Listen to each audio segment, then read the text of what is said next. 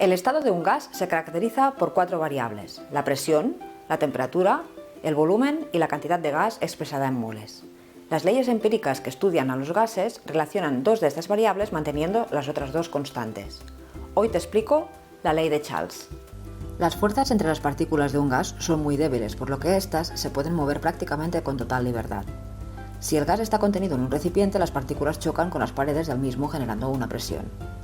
Si representamos gráficamente el volumen respecto a la temperatura, veremos que si aumentamos la temperatura del gas, el volumen aumenta.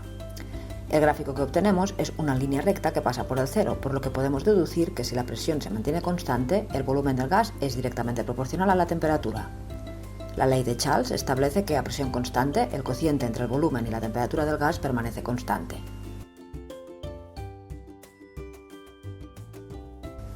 Nos preguntan qué temperatura alcanzará un gas que inicialmente ocupa 500 ml a una presión de 700 hectopascales si aumenta su volumen a 2 litros manteniendo la presión constante. Identificamos inicialmente que se trata de un problema que se puede resolver con la ley de Charles, dado que sucede a presión constante. Identificamos en el enunciado los valores de temperatura inicial, volumen inicial y volumen final. El primer paso es cambiar las unidades, por un lado de la temperatura, que tiene que estar expresada en Kelvin, y por el otro las unidades de uno de los volúmenes para que ambos tengan las mismas. A partir de la ley de Charles sabemos que el cociente entre el volumen inicial y la temperatura inicial tiene que ser igual al cociente entre las mismas variables a condiciones finales. Aplicamos la fórmula y calculamos la temperatura final. Date cuenta que las unidades de volumen son indistintas, dado que en la resolución del problema se eliminan entre ellas. Cambiamos las unidades de la temperatura para dar la respuesta en las mismas unidades del enunciado.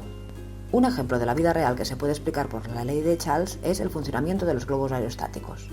Cuando calentamos el aire que está contenido en el globo, su volumen aumenta, con lo que disminuye su densidad, provocando la extensión del globo.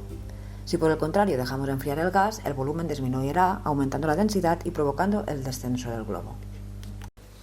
Espero que te haya sido útil. Si te ha gustado, dale al like.